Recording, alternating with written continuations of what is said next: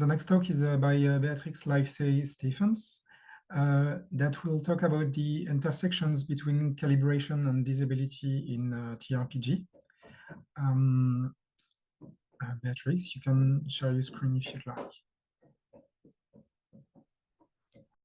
Okay, so hello. It is a huge honor to be presenting today, and I'm very, very thankful to be here. My name is B, and I am an MPhil candidate in game studies at Abertay University in Scotland, and today I'm going to be presenting my theoretical paper about reimagining player calibration frameworks through Crip theory. And I'm going to be looking at the application of player calibration and safety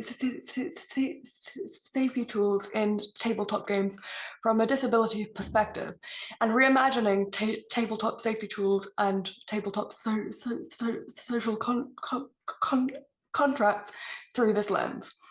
I originally presented a draft of this paper at this at the Canadian Game Studies Organization conference in 2023, and I'm so grateful for CGSA for recognizing my work as an early career scholar, which helped me build the confidence to submit for publication here. I'm incredibly grateful to Bjorn and Michael for their support of my development of this work. So before I begin, I want to jump into some content warnings. So I am going to be discussing PTSD in some depth using one case study of the experience of PH Lee, who is a player with PTSD. I'm going to be discussing how PTSD informed Lee's experience of using safety tools and how that informed the iteration of new tools. Lee's testimony is available on the internet and is linked in my paper.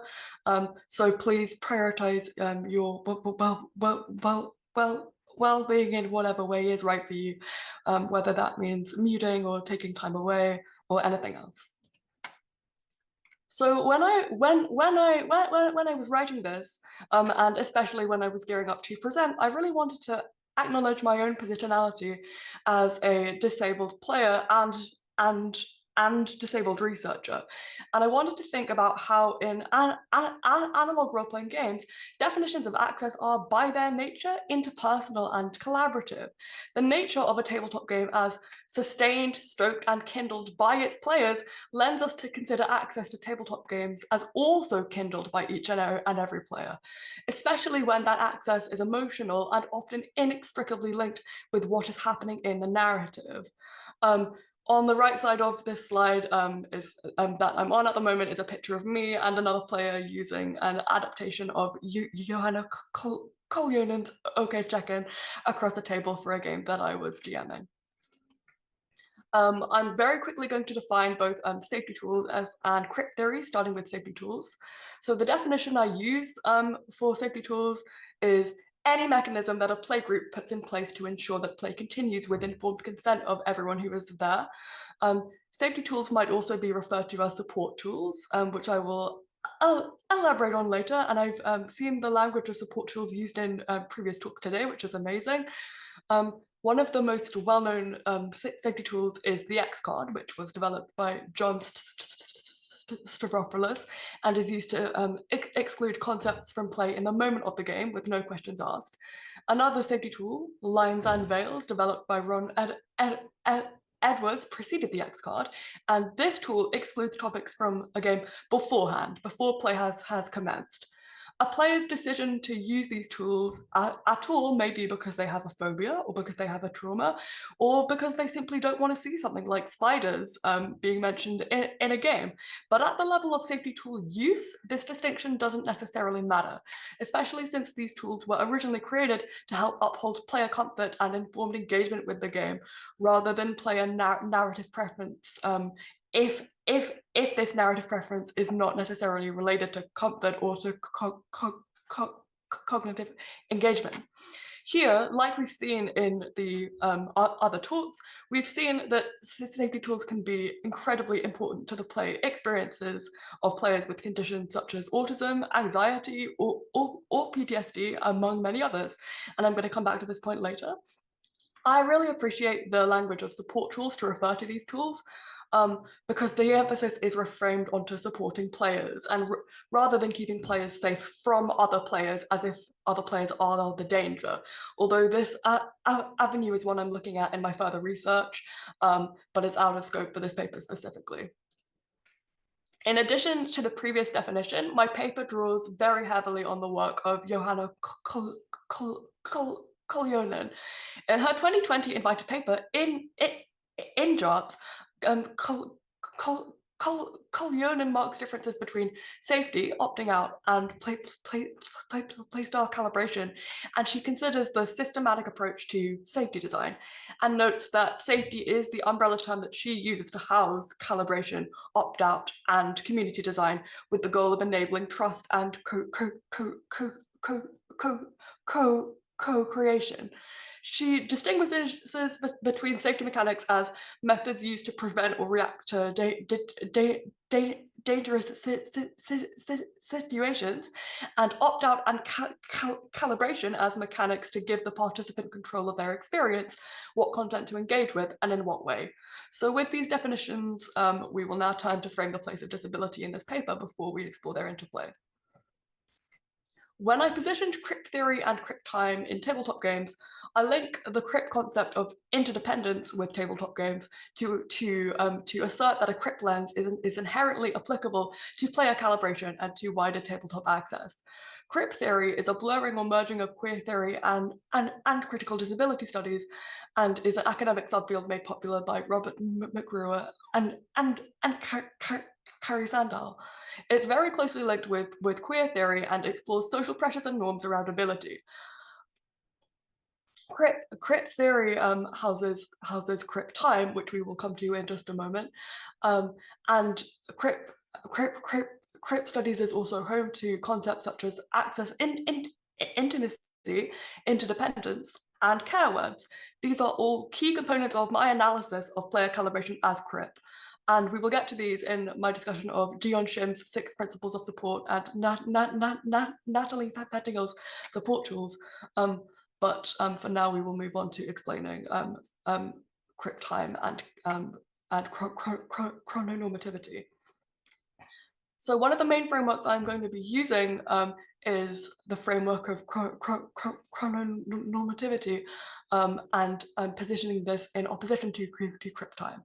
And this is a word that was first used by Elizabeth Freeman in her book Time Binds Queer Temporalities, Queer Histories.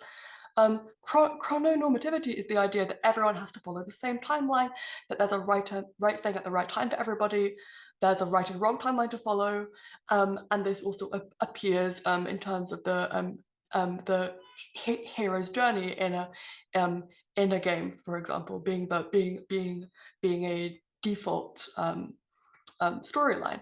And most often, chrononormativity appears in the form of being expected to have a partner by a certain time, having kids, going to university, being married, and at its core, it is about the organization of individual human bodies towards maximum productivity, and games are in no way separate from that. And as I put at the bottom of this slide, chrononormativity also assumes that everyone is able up until old age, where we will become disabled. In what could be considered in opposition to this, the concept of Crip time, developed by Alison Cather, addresses the ways in which disabled people experience time differently than non-disabled people. And here I want to frame tabletop games, specifically safety tools, as inherently adaptable to Crip time under the frameworks that I've mentioned. I consider script change, or the Luxton technique tool, to be a really good example of this. And as I mentioned, P.H. Lee, a role-playing game player who has PTSD, wrote about their experience with the X card as something that triggered them, and the the script change tool about something that helped them. So to quote them about the X card, both the X card and the Veil, as practiced in the Pacific Northwest at the time, have as their core concept that the correct default way to handle triggering material in a role-playing game is to excise the material from the timeline and thereafter to continue play.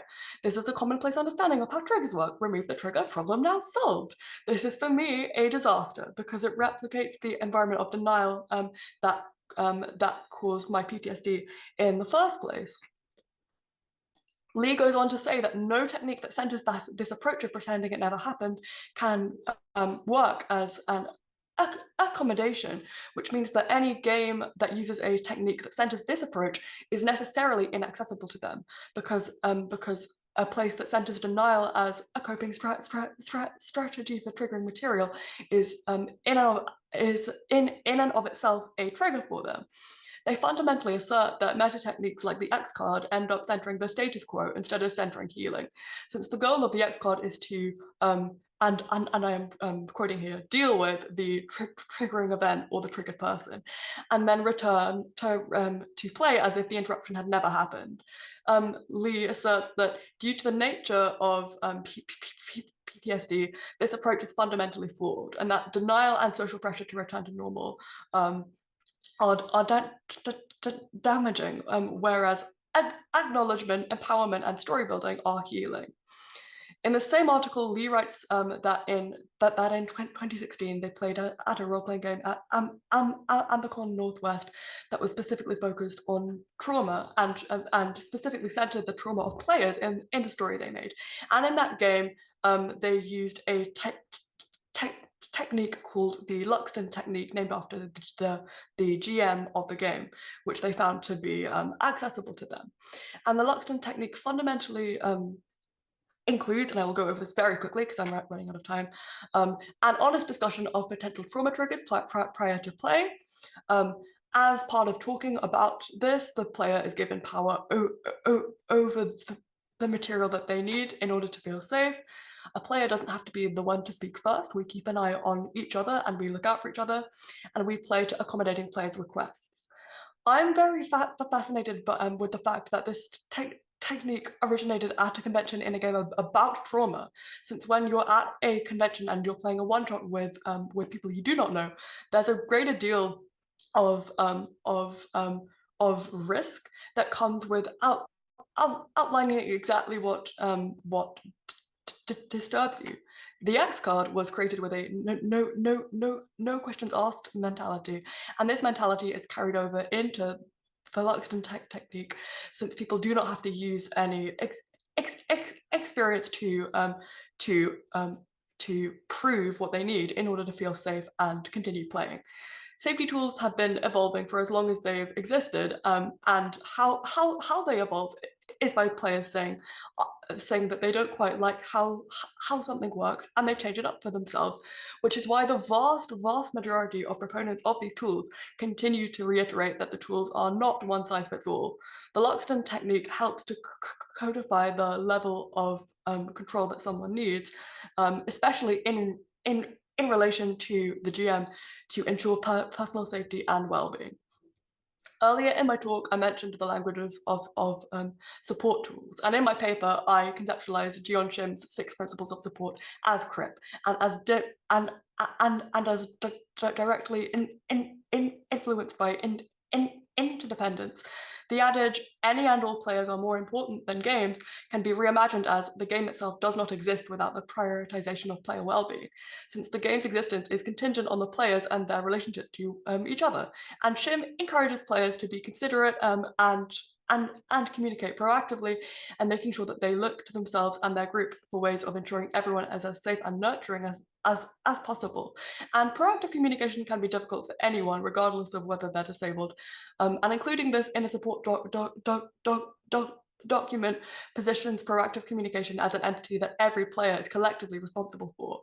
And interdependence speaks to the fact that calibration itself is something that some players will require support with, but that having that knowledge can be powerful and transformative. Understanding that each player will have different capacities and timeframes to engage with the game and the system is a fundamental tenet of Crip practice. And as an openly disabled designer, Shim asserts that to be disabled in a world that was not designed for us means the way through is to design the space for us. A script change is an example of calibration through Crip time, as I've mentioned, and even uses chronological elements such as fast forwarding through something, pausing, or rewinding or replaying. There is no reason that tabletop games have to follow linear time, and in fact, a lot of the fun of these games is that they don't have to follow this kind of time, and that metagaming can be used for accessibility purposes.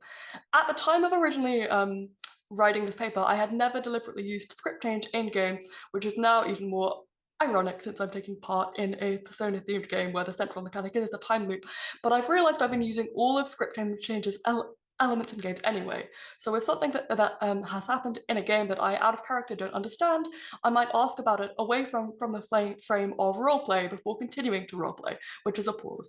And as someone with a speech disability, I'm very used to clarifying whether my repetition or hesitation is out of character. I'm very, very quickly going to end with this quotation from Kafer. But I'm thinking too of slowness, of how easily Crip time has been reduced to, narrowed to more time as a way of mobilizing disabled people into productivity rather than transforming systems, more time as a way of increasing productivity rather than refusing such offering extra time on tests rather than doing away with time tests, allowing us to work on our own time as long as the same amount of work gets done. Maybe we should think less of what Crip time is and more of what Crip time does, thinking beyond specific speeds towards as yet unimagined imaginaries. What are the temporalities that unfold beyond, away from, a scant of productivity, capacity, self-sufficiency, independence, achievement? Thank you so much. Thank you very much for your presentation that I found really enlightening. Is there any question? We have a few. Well, we are already a bit late, so if there is a question, we will take it. There is some interesting talk on the Discord about the X cards.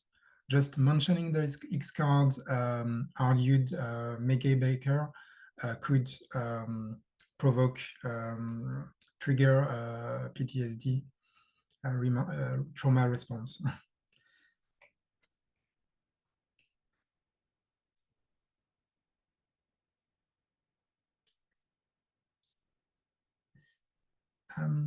Okay, if there is no more question,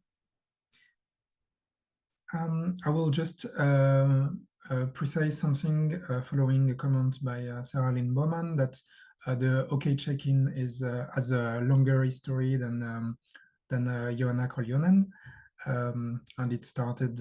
It might have started in 2009 with Michael Tice.